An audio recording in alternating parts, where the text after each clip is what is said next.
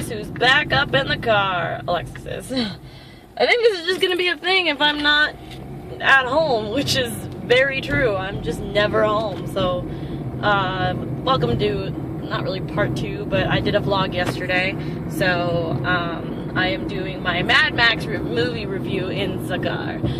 Again, I apologize for the lack of, oh, it's raining, lack of stability in my phone. Because of the fact, like I said, my little phone carrier holder thing is quite terrible. So it's just, it holds up my phone. That's all I really care about. It doesn't really do for video stability. But anywho, hi, how are you? How are things? How's your mom? How's your sister? Brother? Best friend? Boyfriend? Whatever? Girlfriend? I don't care. Just hope everything's cool in your life right now. But yes, I saw Mad Max yesterday. I have seen the old, what is there, 2 movies of Mad Max way back when with Mel Gibson. I forgot that Mel Gibson was in it, actually. I thought for some odd reason it was some other, like, unknown person. But I also just think Mel Gibson in my brain, young Mel Gibson, his face just doesn't register to me because I'm used to seeing, like, Braveheart Mel Gibson, What a Girl Wants Mel Gibson, and Angry Hates Jews Mel Gibson. So, you know, to throw that out there, I forgot that he was in it, and I will give this movie, I give it a 8 out of 10, maybe a 7.8 out of 10, mostly because of the fact that I loved it, I enjoyed it, and it was a great movie, but at the same time, I am a very squeamish person, and it was very disturbing and quite terrible for me. That was mostly it.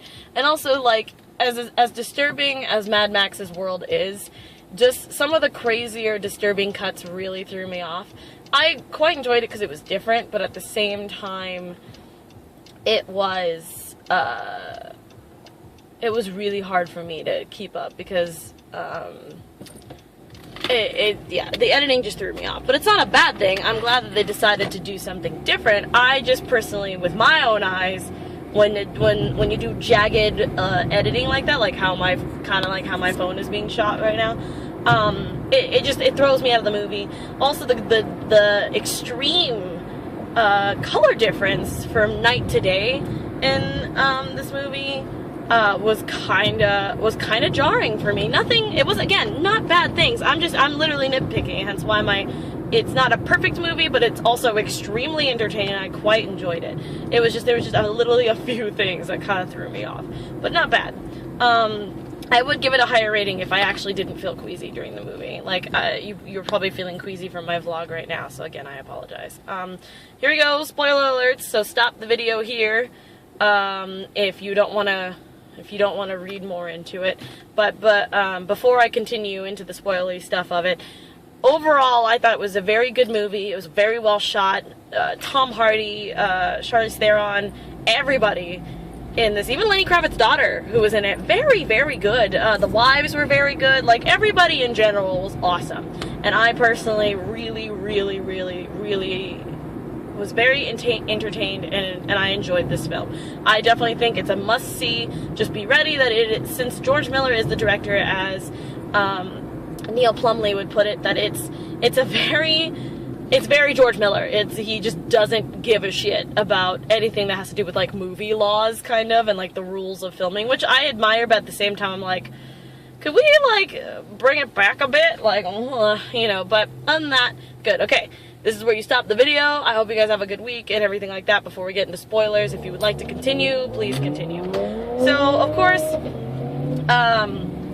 when I first saw this, I think my favorite part of the movie is just Tom Hardy in general. Not the fact of, like, his acting, just his lines and how he delivered them were very, very good. Like, when he's strapped into I can't remember which vehicle it was, but our side character's vehicle, and he's sitting there like, hey, watch out for my head. Like, I thought just his delivery was on point. And I've always liked Tom Hardy as an actor. I always thought that he's just really good. But I particularly liked the fact that he was extremely expressive, because he's in a world where he's just like, I understand this world, but at the same time, what the actual fuck is going on is great. And, like, I loved our little I call him my guitar hero, because that's technically what he is. And I love the fact that he was literally just jamming out the whole damn time. He was actually the most creepiest thing out of the whole movie. I mean, I can't remember for the life of me the actor's name who played our main villain, but I did know that he played in I don't know if it was both or one of the original movies.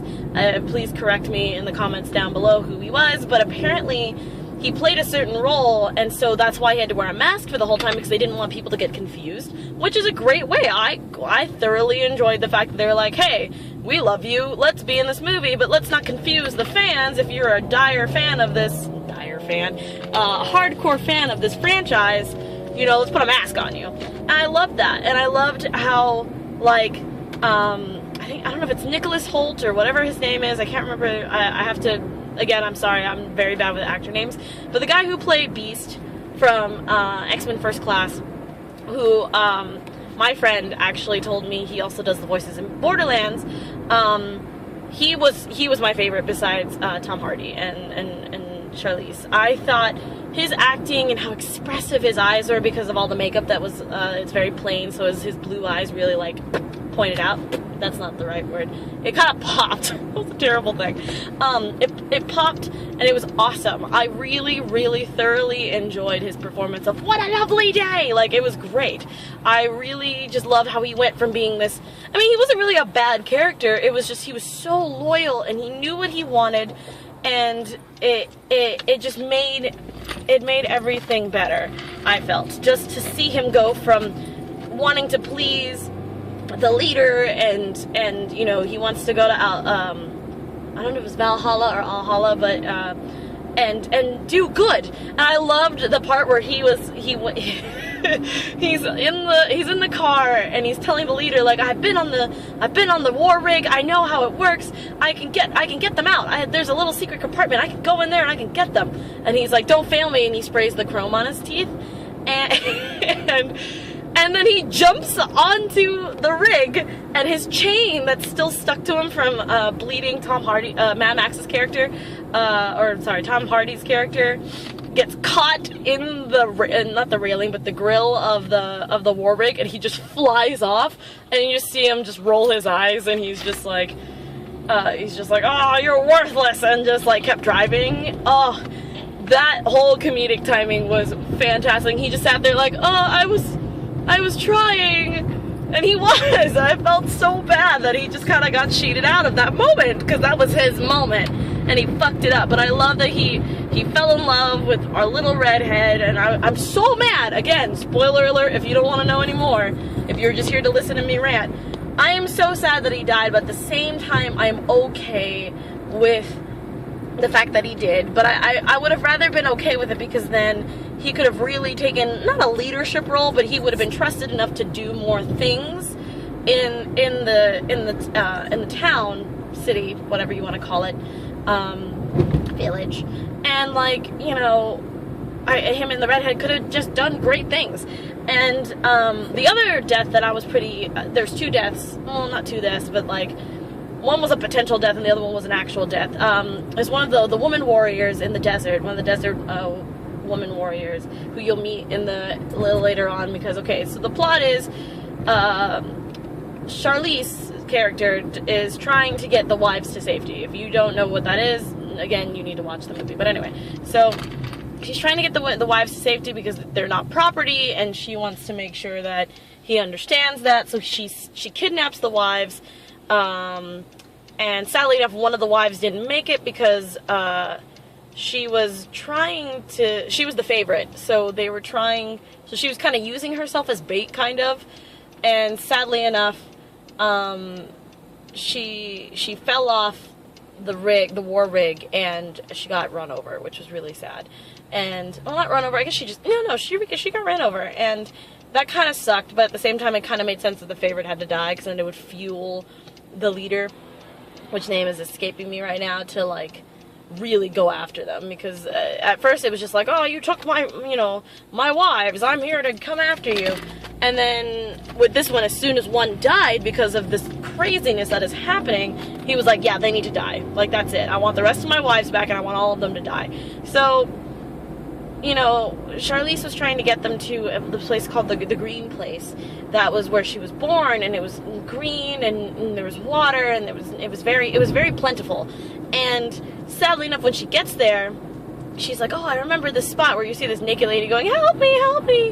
Which I was like, oh, that's bait. Oh, don't fall for that if, let's say, like, something happened. But as soon as she realized who she was, one of the warrior desert women was like, oh my god, I know who you are. They embraced, and she found out that she actually passed it, because there was a part, again, where the nighttime thing, where it turns, like, really fucking blue, where all these trees and the water and stuff like that. She found out that that's actually where the green place used to be, but it was dried out. They had to leave. Their resources were crap. The soil went bad, and that whole, this one part, again, I'm sorry, I'm jumping all over the place. This one part where Charlize, like, walks, she takes off her mechanical arm. If you didn't know that she was one-armed, that's, there you go. She takes off her mechanical arm, and she kind of, like, slowly, like, drags herself towards this part of the like, just a random part of the sand, and just screams. I was literally blown away at that scene of how just you can feel her pain and her anguish.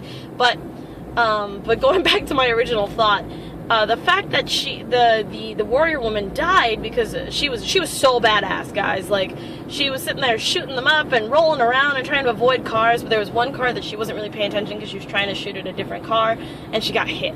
That really made me mad, because I thought that she was gonna, like, roll out of the way and, like, you know, and be a protector, and I thought it would be really awesome. But sadly enough, she died, and I was like, oh, that kind of sucks.